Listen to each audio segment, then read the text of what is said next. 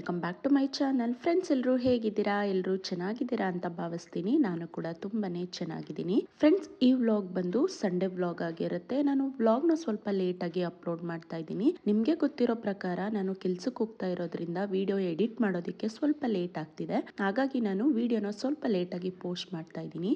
ಇವತ್ತಿನ ವ್ಲಾಗ್ ಅಲ್ಲಿ ನಾನು ನನ್ನ ಡೈಲಿ ರುಟೀನ್ ಹೇಗಿರುತ್ತೆ, ಅದರಲ್ಲೂ ಹಾಲಿಡೇಸ್ ನಲ್ಲಿ ನನ್ನ ರುಟೀನ್ ಹೇಗಿರುತ್ತೆ, ಜೊತೆಗೆ ಇದರಲ್ಲಿ ಒಂದು ಸ್ಪೆಷಲ್ ಮಟನ್ ರೆಸಿಪಿನೂ ಕೂಡ ನಿಮ್ಮ ಜೊತೆ ಶೇರ್ ಮಾಡ್ಕೊಳ್ತಾ ಇದ್ದೀನಿ. ಹಾಗಾಗಿ ವಿಡಿಯೋನ ಸ್ಕಿಪ್ ಮಾಡದೆ ಪೂರ್ತಿಯಾಗಿ ನೋಡಿ. ವಿಡಿಯೋ ಇಷ್ಟ ಆದರೆ ಪ್ಲೀಸ್ ಒಂದು ಲೈಕ್ ಮಾಡಿ, ನಿಮ್ಮ ಫ್ಯಾಮಿಲಿ ಫ್ರೆಂಡ್ಸಿಗೂ ವಿಡಿಯೋನ ಶೇರ್ ಮಾಡಿ. ಹಾಗೆ ಇನ್ನೂ ಯಾರಾದರೂ ಚಾನಲ್ನ ಸಬ್ಸ್ಕ್ರೈಬ್ ಮಾಡ್ಕೊಳ್ದೆ ವಿಡಿಯೋಗಳನ್ನ ನೋಡ್ತಾ ಇದ್ರೆ ದಯವಿಟ್ಟು ಚಾನಲ್ನ ಸಬ್ಸ್ಕ್ರೈಬ್ ಮಾಡಿಕೊಂಡು ವಿಡಿಯೋಗಳನ್ನ ನೋಡಿ ಅಂತ ಹೇಳ್ತಾ ಇವತ್ತಿನ ವ್ಲಾಗ್ನ ನಾನು ಈಗ ಶುರು ಮಾಡ್ತಾ ಇದ್ದೀನಿ. ನಾನು ಮತ್ತು ನನ್ನ ಹಸ್ಬೆಂಡ್ ಇಬ್ಬರು ಮಾರ್ನಿಂಗ್ ಎದ್ದಿದ ತಕ್ಷಣ ಫ್ರೆಶ್ ಅಪ್ ಆಗಿ ಒಂದು ಗ್ಲಾಸ್ ಬಿಸಿ ನೀರನ್ನು ಕುಡಿದು ವಾಕ್ನ ಮಾಡ್ತಾ ಇದ್ದೀವಿ. ನಾನು ಕೆಲ್ಸಕ್ಕೆ ಹೋಗೋಕ್ಕೆ ಮುಂಚೆನೂ ಅಷ್ಟೇ ಡೈಲಿ ರೆಗ್ಯುಲರ್ ಆಗಿ ನಾವು ವಾಕ್ ಮಾಡ್ತಿದ್ವಿ. ಅದರಲ್ಲೂ ಬರಿಗಾಲಲ್ಲಿ ಮಣ್ಣಿನ ಮೇಲೆ ವಾಕ್ ಮಾಡ್ತಿದ್ವಿ. ಈಗ ಸ್ವಲ್ಪ ಬ್ಯುಸಿ ಆಗಿರೋದ್ರಿಂದ ವಾಕ್ ಏನು ಅಷ್ಟೊಂದು ಮಾಡಲ್ಲ, ಬಟ್ ವೀಕೆಂಡಲ್ಲಿ ಹಾಲಿಡೇಸಲ್ಲಿ ಖಂಡಿತ ವಾಕ್ನ ಮಾಡ್ತೀವಿ. ಹೆಲ್ತಿಗೆ ತುಂಬ ಒಳ್ಳೆಯದು. ವಾಕ್ ಮುಗಿಸ್ಕೊಂಡು ಬಂದ ತಕ್ಷಣ ನಾನು ಟಿಫನಿಗೆ ಶಾವಿಗೆ ಬಾತ್ನ ಮಾಡಿದ್ದೆ. ಟಿಫನ್ ಎಲ್ಲ ಮಾಡಿಕೊಂಡು ಆನಂತರ ನಾವು ಇವತ್ತು ಸಂಡೇ ಅಲ್ವಾ, ಏನಾದರೂ ಸ್ಪೆಷಲ್ ಆಗಿ ಮಾಡೋಣ ಅಂತ ನಾನ್ ವೆಜ್ ತರೋಣ ಅಂತ ಹೋದ್ವಿ. ಯಾವಾಗಲೂ ಮಟನ್ ಸಾಂಬಾರ್ನ ಮಾಡ್ತಾನೆ ಇರ್ತೀವಿ, ಆದರೆ ನನ್ನ ಹಸ್ಬೆಂಡ್ಗೆ ಕೈಮಾ ಸಾಂಬಾರ್ ಅಂದರೆ ತುಂಬ ಇಷ್ಟ. ಅದಕ್ಕೋಸ್ಕರ ನಾನಿವತ್ತು ಕೈಮಾನ ತಗೊಂಡು ಬಂದಿದ್ದೆ ಕೈಮಾ ಸಾಂಬಾರ್ನ ಮಾಡೋಣ ಅಂತ. ನಾನಿಲ್ಲಿ ಕೈಮಾ ಸಾಂಬಾರ್ ಮಾಡೋದಕ್ಕೆ ಅರ್ಧ ಕೆಜಿ ಕೈಮಾನ ಕಟ್ ಮಾಡಿಸ್ಕೊಂಡಿದ್ದೀನಿ, ಅರ್ಧ ಕೆಜಿ ಮಟನ್ನ ತಗೊಂಡಿದ್ದೀನಿ.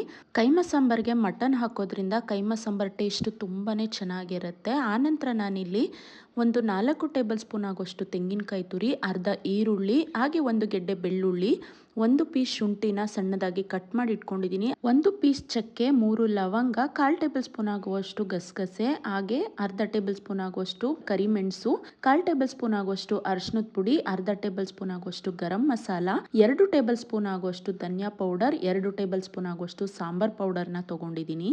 ಹಾಗೆ ಒಗ್ಗರಣೆಗೆ 4 ಟೇಬಲ್ ಸ್ಪೂನ್ ಆಗುವಷ್ಟು ಎಣ್ಣೆ, ಒಂದು ಗೆಡ್ಡೆ ಈರುಳ್ಳಿ, ಒಂದು ಟೊಮೊಟೊನ ಕಟ್ ಮಾಡಿ ಇಟ್ಕೊಂಡಿದ್ದೀನಿ. ಕೈಮಾ ಉಂಡೆನ ಮಾಡ್ಕೊಳ್ಳೋದಿಕ್ಕೆ ಅಂದ್ರೆ ಕೈಮಾ ಉಂಡೆ ತಿಕ್ಕಾಗಿ ಬರೋದಕ್ಕೆ 2 ಟೇಬಲ್ ಸ್ಪೂನ್ ಆಗುವಷ್ಟು ಉರಿಗಡ್ಲೆ ತಗೊಂಡಿದ್ದೀನಿ. ಇದ್ರ ಜೊತೆಗೆ ಕೈಮಾ ಉಂಡೆನ ಮಿಕ್ಸ್ ಮಾಡ್ಕೊಳ್ಳೋದಿಕ್ಕೆ ನಾನಿಲ್ಲಿ ಒಂದು ಗೆಡ್ಡೆ ಈರುಳ್ಳಿನ ಸಣ್ಣದಾಗಿ ಕಟ್ ಮಾಡಿ ಇಟ್ಕೊಂಡಿದ್ದೀನಿ, 1/4 ಕಪ್ ಆಗುವಷ್ಟು ಮೆಂತ್ಯ ಸೊಪ್ಪನ್ನ ಸಣ್ಣದಾಗಿ ಹೆಚ್ಚಿಟ್ಕೊಂಡಿದ್ದೀನಿ, 1 ಟೇಬಲ್ ಸ್ಪೂನ್ ಆಗುವಷ್ಟು ಸಬ್ಬಸಿಗೆ ಸೊಪ್ಪನ್ನ ಸಣ್ಣದಾಗಿ ಕಟ್ ಮಾಡಿ ಇಟ್ಕೊಂಡಿದ್ದೀನಿ, ಹಾಗೆ ರುಚಿಗೆ ತಕ್ಕಷ್ಟು ಉಪ್ಪನ್ನ ತಗೊಂಡಿದ್ದೀನಿ, ಸ್ವಲ್ಪ ಕೊತ್ತಂಬರಿ ಸೊಪ್ಪನ್ನು ಸಹ ನಾನಿಲ್ಲಿ ಕಟ್ ಮಾಡಿ ಇಟ್ಕೊಂಡಿದ್ದೀನಿ. ಹಾಗೆ ನಾನು ಮಸಾಲೆ ರುಬ್ಕೊಳ್ಳೋದಕ್ಕೆ ಕೊತ್ತಂಬರಿ ಸೊಪ್ಪು, ಪುದೀನ ಸೊಪ್ಪನ್ನು ಸಹ ಸೇರಿಸ್ಕೊಳ್ತಾ ಇದ್ದೀನಿ. ನಾನು ಆಗಲೇ ಮರ್ತಿದ್ದೆ, ಹಾಗಾಗಿ ಇದಿಷ್ಟು ಇಂಗ್ರೀಡಿಯೆಂಟ್ಸ್ನ ನಾನು ಮಟನ್ ಕೈಮಾ ಸಾಂಬಾರ್ನ ಮಾಡೋದಕ್ಕೆ ತೊಗೊಂಡಿದ್ದೀನಿ. ಈಗ ಇಂಗ್ರೀಡಿಯೆಂಟ್ಸ್ನ ನೋಡಿದ್ದಾಯಿತು ಅಲ್ವಾ ಫ್ರೆಂಡ್ಸ್. ನಾನು ಮಟನ್ ಕೈಮಾ ಸಾಂಬಾರ್ನ ಯಾವ ರೀತಿ ಮಾಡ್ತಿದ್ದೀನಿ ಅಂತ ನೋಡೋಣ ಬನ್ನಿ. ಈ ಕೈಮಾ ಸಾಂಬಾರ್ನ ನಾವು ಒಮ್ಮೆನೂ ಟ್ರೈ ಮಾಡಿಲ್ಲ ಅನ್ನೋರು ಸಹ ಮಾಡ್ಬೋದು.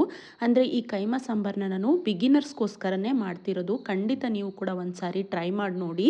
ನಾನಿವಾಗ ಇಲ್ಲಿ ಒಂದು ಕುಕ್ಕರ್ನ ಸ್ಟವ್ ಮೇಲೆ ಇಟ್ಕೊಂಡು ಫಸ್ಟಿಗೆ ಒಂದು 3 ಟೇಬಲ್ ಸ್ಪೂನ್ ಆಗುವಷ್ಟು ಆಯಿಲ್ನ ಹಾಕ್ಕೊಂಡಿದ್ದೀನಿ.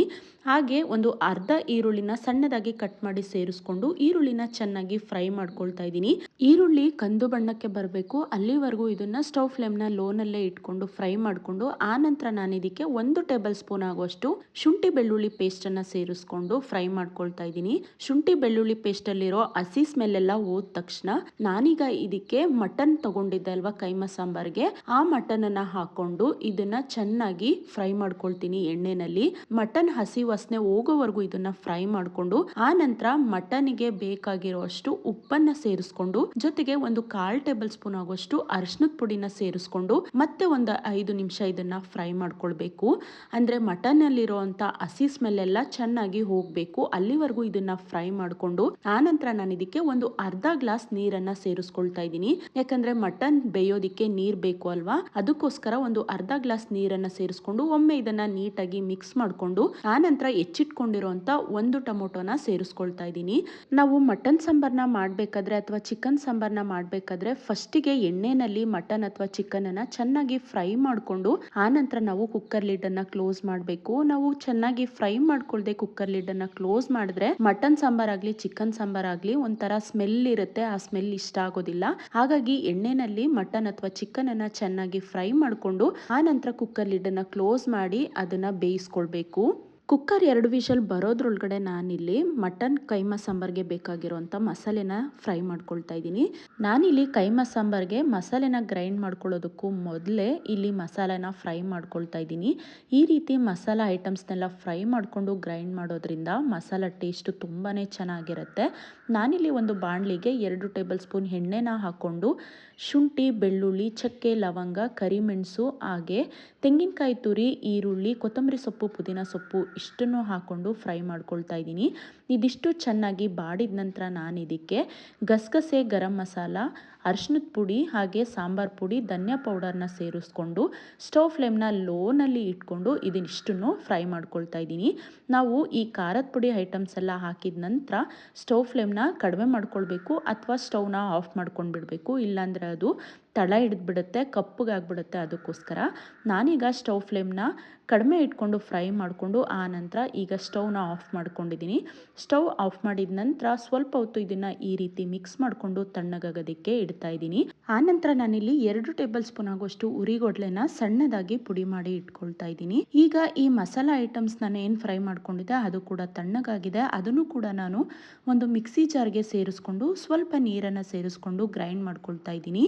ಈ ಮಸಾಲೆನ ರುಬ್ಕೊಳ್ಳೋದಕ್ಕೆ ನಾನೊಂದು ಟಿಪ್ಸ್ನ ಹೇಳ್ತೀನಿ ನಿಮಗೆ.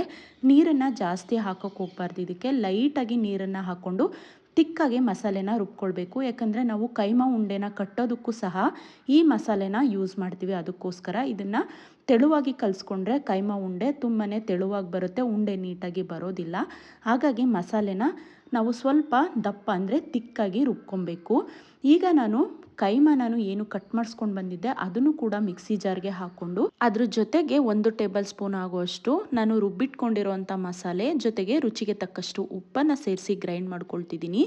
ಈ ರೀತಿ ಯಾಕೆ ಮಾಡ್ತಿದ್ದೀನಿ ಅಂದರೆ ನಾವು ಮಟನ್ ಮಾತ್ರ ರುಬ್ಕೊಂಡು ಸಪ್ರೇಟಾಗಿ ನಾವು ಮಸಾಲೆ ಎಲ್ಲ ಆ್ಯಡ್ ಮಾಡಿ ಉಪ್ಪನ್ನು ಆ್ಯಡ್ ಮಾಡಿ ಮಿಕ್ಸ್ ಮಾಡೋಕೆ ಹೋದರೆ ನೀಟಾಗಿ ಮಿಕ್ಸ್ ಆಗೋಲ್ಲ. ಅದಕ್ಕೆ ನಾನು ಮಿಕ್ಸಿನಲ್ಲಿ ಗ್ರೈಂಡ್ ಮಾಡಬೇಕಾದ್ರೇ ಅದಕ್ಕೆ ಎಷ್ಟು ರುಚಿಗೆ ಉಪ್ಪು ಬೇಕೋ ಅಷ್ಟನ್ನು ಸೇರಿಸ್ಕೊಂಡು ಜೊತೆಗೆ ಒಂದು 2 ಟೇಬಲ್ ಸ್ಪೂನ್ ಆಗುವಷ್ಟು ರುಬ್ಬಿರೋ ಮಸಾಲೆನ ಸೇರಿಸ್ಕೊಂಡು ಗ್ರೈಂಡ್ ಮಾಡ್ಕೊಂಡಿದ್ದೀನಿ. ಇಲ್ಲಿ ಕನ್ಸಿಸ್ಟೆನ್ಸಿ ನೋಡ್ತಾ ಇರ್ಬೋದು ನೀವು. ತುಂಬಾ ಸಾಫ್ಟಾಗೂ ಬರಬಾರ್ದು ಹಾಗೆ ತುಂಬಾ ರಫ್ ಆಗಿರಬಾರ್ದು.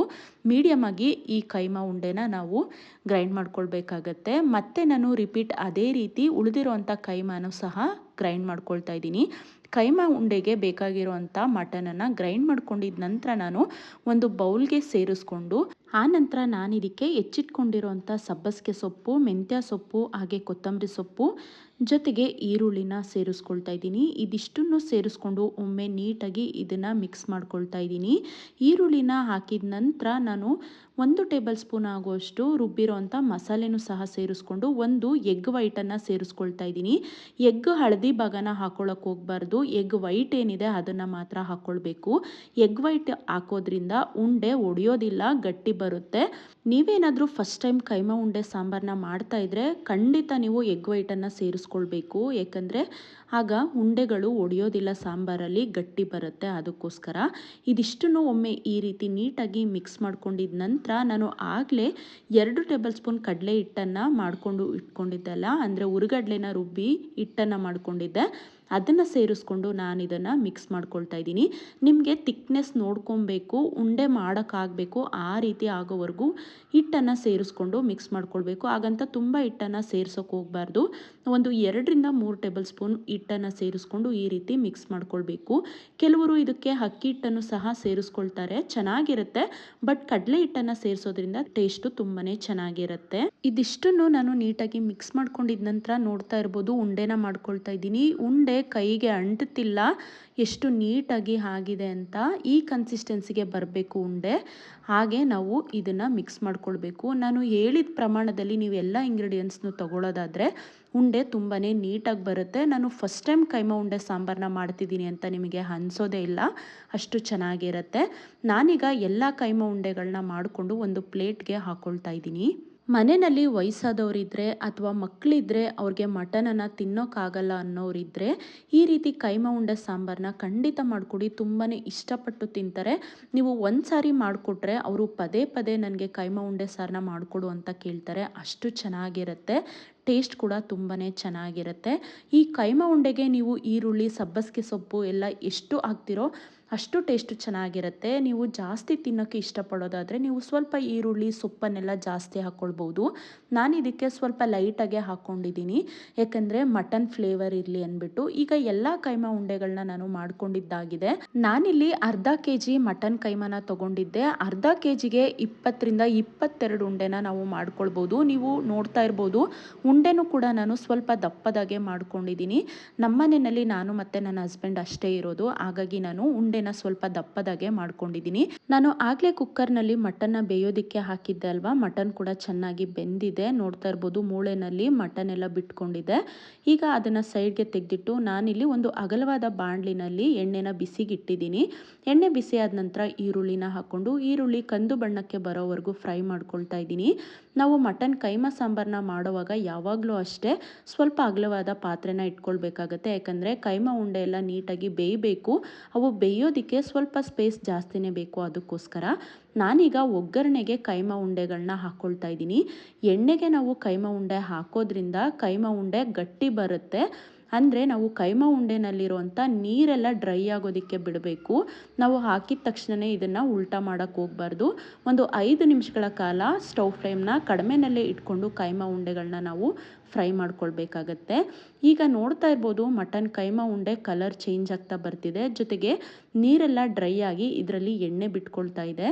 ಈಗ ನಾನು ಇದಕ್ಕೆ ರುಬ್ಬಿಟ್ಕೊಂಡಿರುವಂಥ ಮಸಾಲೆನ ಸೇರಿಸ್ಕೊಳ್ತಾ ಇದ್ದೀನಿ. ನೀವು ಇನ್ನೊಂದು ರೀತಿ ಕೂಡ ಈ ಮಟನ್ ಕೈಮಾ ಸಾಂಬಾರನ್ನ ಮಾಡ್ಬೋದು. ಹೇಗೆ ಅಂದರೆ ನಾವು ರುಬ್ಬಿರೋವಂಥ ಮಸಾಲೆನ ಚೆನ್ನಾಗಿ ಕುದಿ ಬರೋವರೆಗೂ ಕುದಿಸ್ಕೊಂಡು ಆನಂತರ ಕೈಮಾ ಉಂಡೆಗಳನ್ನ ಮಸಾಲೆಗೆ ಸೇರಿಸ್ಕೊಳ್ಬೇಕು. ಆ ರೀತಿನೂ ಕೂಡ ಮಾಡ್ಕೊಳ್ಬೋದು. ಆ ರೀತಿ ಮಾಡೋವಾಗ ಉಂಡೆಗಳು ಒಡೆಯೋ ಸಾಧ್ಯತೆ ಹೆಚ್ಚಿರುತ್ತೆ. ಹಾಗಾಗಿ ಈ ರೀತಿ ನಾವು ಒಗ್ಗರಣೆನಲ್ಲಿ ಉಂಡೆಗಳನ್ನ ಚೆನ್ನಾಗಿ ಗಟ್ಟಿ ಬರೋವರೆಗೂ ಫ್ರೈ ಮಾಡಿಕೊಂಡು ಆನಂತರ ಮಸಾಲೆನ ಸೇರಿಸ್ಕೊಳ್ಳೋದ್ರಿಂದ ಉಂಡೆ ಒಂದು ಕೂಡ ಒಡೆಯೋದಿಲ್ಲ. ನೋಡ್ತಾ ಇರ್ಬೋದು ಪ್ರತಿಯೊಂದು ಉಂಡೆನೂ ಕೂಡ ತಿಕ್ಕಾಗಿ ಚೆನ್ನಾಗಿ ಬಂದಿದೆ. ನಾನೀಗ ಮಸಾಲೆನ ಸೇರಿಸ್ಕೊಂಡು ಜೊತೆಗೆ ಸ್ವಲ್ಪ ನೀರನ್ನು ಸೇರಿಸ್ಕೊಂಡು ಇದನ್ನು ಅಂದರೆ ಉಂಡೆಗಳನ್ನ ಉಲ್ಟಾ ಮಾಡ್ಕೊಳ್ತಾ ಇದ್ದೀನಿ. ನಾನು ಮಸಾಲೆ ಮತ್ತು ನೀರನ್ನು ಸೇರಿಸೋವರೆಗೂ ಉಂಡೆನ ಉಲ್ಟಾ ಮಾಡಿರಲಿಲ್ಲ, ಯಾಕಂದರೆ ಒಡೆದೋಗುತ್ತೆ ಅಂತ. ಈಗ ಮಸಾಲೆ ಸೇರಿಸ್ಕೊಂಡು ನಾನು ಉಂಡೆಗಳನ್ನ ಉಲ್ಟಾ ಮಾಡ್ಕೊಳ್ತಾ ಇದ್ದೀನಿ. ಇದರಲ್ಲಿ ಎಣ್ಣೆ ಬಿಟ್ಕೊಳ್ಳೋವರೆಗೂ ಚೆನ್ನಾಗಿ ಕುದಿಸ್ಕೊಂಡು ನಂತರ ನಾನು ಇದಕ್ಕೆ ಬೇಯಿಸಿ ಇಟ್ಕೊಂಡಿದ್ದೆ ಅಲ್ವಾ ಮಟನನ್ನು ಸೇರಿಸ್ಕೊಂಡು ಹಾಗೆ ಸ್ವಲ್ಪ ನೀರನ್ನು ಸೇರಿಸ್ಕೊಂಡು ಮಿಕ್ಸ್ ಮಾಡ್ಕೊಳ್ತಾ ಇದ್ದೀನಿ. ನೀವು ಮಟನ್ನ ಸೇರಿಸ್ಕೊಳ್ದೆ ಬರೀ ಕೈಮಾಯಿಂದನೇ ಕೈಮಾ ಸಾಂಬಾರನ್ನ ಮಾಡ್ಕೊಳ್ಬೋದು. ಬಟ್ ಮಟನ್ ಸೇರಿಸೋದ್ರಿಂದ ಈ ಕೈಮಾ ಉಂಡೆ ಸಾಂಬಾರು ತುಂಬಾ ರಿಚ್ ಆಗಿರುತ್ತೆ, ಅಂದರೆ ಟೇಸ್ಟ್ ತುಂಬ ಚೆನ್ನಾಗಿರುತ್ತೆ. ಹಾಗಾಗಿ ನಾನಿಲ್ಲಿ ಮಟನ್ನು ಕೂಡ ಸೇರಿಸ್ಕೊಂಡಿದ್ದೀನಿ. ಹಾಗೆ 1 ಪೀಸ್ ಆಗೋಷ್ಟು ಫ್ಯಾಟ್, ನಾವು ಮಟನಲ್ಲಿ ಫ್ಯಾಟ್ ಏನು ಬರುತ್ತೆ ಆ ಫ್ಯಾಟನ್ನು ಕೂಡ ಸೇರಿಸ್ಕೊಂಡಿದ್ದೀನಿ ಚೆನ್ನಾಗಿರುತ್ತೆ ಅಂತ. ನೋಡ್ತಾ ಇರ್ಬೋದು ಕೈಮಾ ಉಂಡೆ ಸಾಂಬಾರು ಈಗ ರೆಡಿಯಾಗಿದೆ. ನಾನೀಗ ಇದಕ್ಕೆ ಸ್ವಲ್ಪ ಹೆಚ್ಚಿಟ್ಕೊಂಡಿರುವಂಥ ಕೊತ್ತಂಬರಿ ಸೊಪ್ಪನ್ನು ಸೇರಿಸ್ಕೊಂಡು ಒಮ್ಮೆ ನೀಟಾಗಿ ಮಿಕ್ಸ್ ಮಾಡ್ಕೊಳ್ತಾ ಇದ್ದೀನಿ. ಮಟನ್ ಕೈಮಾ ಸಾಂಬಾರಲ್ಲಿ ನೀಟಾಗಿ ಎಣ್ಣೆ ಬಿಟ್ಕೊಳ್ಬೇಕು, ಅಲ್ಲಿವರೆಗೂ ಇದನ್ನು ಚೆನ್ನಾಗಿ ಕುದಿಸ್ಕೊಬೇಕು. ಆಗ ಮಟನ್ ಕೈಮಾ ಸಾಂಬಾರು ಪರ್ಫೆಕ್ಟಾಗಿ ರೆಡಿಯಾಗಿದೆ ಅಂತ ಅರ್ಥ. ನೋಡ್ತಾ ಇರ್ಬೋದು ಉಂಡೆಗಳು ಕೂಡ ಒಂದು ಒಡೆದಿಲ್ಲ, ಜೊತೆಗೆ ಸಾಂಬಾರು ಕೂಡ ಅಷ್ಟೇ ತಿಕ್ಕಾಗಿ ಟೇಸ್ಟಿಯಾಗಿ ಬಂದಿದೆ. ನೀವು ಸಾಂಬಾರು ತಿಕ್ನೆಸ್ನ ನೋಡಿಕೊಂಡು ಮಾಡ್ಕೊಳ್ಬೋದು. ಈ ಕೈಮಾ ಸಾಂಬಾರು ತಿಕ್ನೆಸ್ ಸ್ವಲ್ಪ ಗಟ್ಟಿಯಾಗಿದ್ರೇ ಚೆನ್ನಾಗಿರುತ್ತೆ, ತೆಳುವಾಗಿದ್ದರೆ ಅಷ್ಟು ಚೆನ್ನಾಗಿರಲ್ಲ ಟೇಸ್ಟು. ಹಾಗಾಗಿ ನಾನು ಮೀಡಿಯಮ್ ಆಗಿ ತಿಕ್ಕಾಗಿನೇ ಮಾಡ್ಕೊಂಡಿದ್ದೀನಿ. ನಾನು ಮುದ್ದೆ ಮತ್ತು ರೈಸ್ ಜೊತೆಗೆ ಸರ್ವ್ ಮಾಡ್ತಿರೋದ್ರಿಂದ ಮಟನ್ ಸಾಂಬಾರನ್ನ ಸ್ವಲ್ಪ ಮೀಡಿಯಮ್ ಆಗಿ ತಿಕ್ಕಾಗಿ ಮಾಡ್ಕೊಂಡಿದ್ದೀನಿ. ನಿಮಗೆ ಯಾವ ಕನ್ಸಿಸ್ಟೆನ್ಸಿಗೆ ಬೇಕೋ ನೋಡಿಕೊಂಡು ಆ ಕನ್ಸಿಸ್ಟೆನ್ಸಿಗೆ ಈ ಸಾಂಬಾರನ್ನ ಮಾಡ್ಕೊಳ್ಬೋದು. ಇದು ಸ್ವಲ್ಪ ಗ್ರೇವಿ ಕನ್ಸಿಸ್ಟೆನ್ಸಿಲಿ ಇದ್ರೇ ಟೇಸ್ಟ್ ತುಂಬ ಚೆನ್ನಾಗಿರುತ್ತೆ. ಈ ಮಟನ್ ಕೈಮಾ ಉಂಡೆ ಸಾಂಬಾರನ್ನ ನಾವು ಇಡ್ಲಿ, ದೋಸೆ, ಪೂರಿ, ಚಪಾತಿ, ರೈಸ್ ಮತ್ತು ಮುದ್ದೆ ಜೊತೆಗೂ ಕೂಡ ಸರ್ವ್ ಮಾಡ್ಬೋದು. ಎಲ್ಲದಕ್ಕೂ ಸೂಪರ್ ಕಾಂಬಿನೇಷನ್ ಅಂತಲೇ ಹೇಳ್ಬೋದು. ಈಗ ಮಟನ್ ಕೈಮಾ ಉಂಡೆ ಸಾಂಬಾರು ಪರ್ಫೆಕ್ಟಾಗಿ ರೆಡಿಯಾಗಿದೆ. ನೋಡ್ತಾ ಇರ್ಬೋದು ಸಾಂಬಾರಲ್ಲಿ ಒಂದು ಉಂಡೆಗಳು ಕೂಡ ಒಡೆದಿಲ್ಲ. ನಾನು ಯಾವ ರೀತಿ ಎಷ್ಟು ಪ್ರಮಾಣದಲ್ಲಿ ಇಂಗ್ರೀಡಿಯೆಂಟ್ಸ್ನ ಹಾಕಬೇಕು, ಜೊತೆಗೆ ಯಾವುದೆಲ್ಲ ಇಂಗ್ರೀಡಿಯೆಂಟ್ಸ್ನ ನಾವು ಸ್ಟೆಪ್ ಬೈ ಸ್ಟೆಪ್ ಹಾಕಬೇಕು ಅಂತ ತೋರಿಸ್ಕೊಟ್ನೋ ಅದೇ ಇಂಗ್ರೀಡಿಯೆಂಟ್ಸ್ ಕ್ವಾಂಟಿಟಿನ ತಗೊಂಡು ಜೊತೆಗೆ ಸ್ಟೆಪ್ ಬೈ ಸ್ಟೆಪ್ಪು ಪ್ರತಿಯೊಂದು ಇಂಗ್ರೀಡಿಯೆಂಟ್ಸ್ನ ಹಾಕ್ಕೊಂಡು ನೀವು ಕೈಮಾ ಉಂಡೆ ಸಾಂಬಾರನ್ನ ಮಾಡೋದಾದರೆ ಪರ್ಫೆಕ್ಟಾಗಿ ಬರುತ್ತೆ. ನಾನು ಹೊಸ್ದಾಗಿ ಮಾಡ್ತಿದ್ದೀನಿ ಅನ್ನೋರ್ಗೂ ಕೂಡ ನಾನು ಫಸ್ಟ್ ಟೈಮ್ ಮಾಡಿದೆ ಅಂತ ಅನಿಸೋದಿಲ್ಲ, ಅಷ್ಟು ಚೆನ್ನಾಗಿ ಕೈಮಾ ಉಂಡೆ ಸಾಂಬಾರು ಬರುತ್ತೆ. ಖಂಡಿತ ನೀವು ಕೂಡ ಒಮ್ಮೆ ನಿಮ್ಮ ಮನೆಯಲ್ಲಿ ಟ್ರೈ ಮಾಡಿ, ಜೊತೆಗೆ ಹೇಗೆ ಬಂತು ಅಂತ ಕಾಮೆಂಟಲ್ಲಿ ನನಗೆ ತಿಳಿಸೋದನ್ನು ಮರಿಬೇಡಿ. ವಿಡಿಯೋ ಇಷ್ಟ ಆಗಿದ್ರೆ ಪ್ಲೀಸ್ ಒಂದು ಲೈಕ್ ಮಾಡಿ, ನಿಮ್ಮ ಫ್ಯಾಮಿಲಿ ಫ್ರೆಂಡ್ಸಿಗೂ ವಿಡಿಯೋನ ಶೇರ್ ಮಾಡಿ.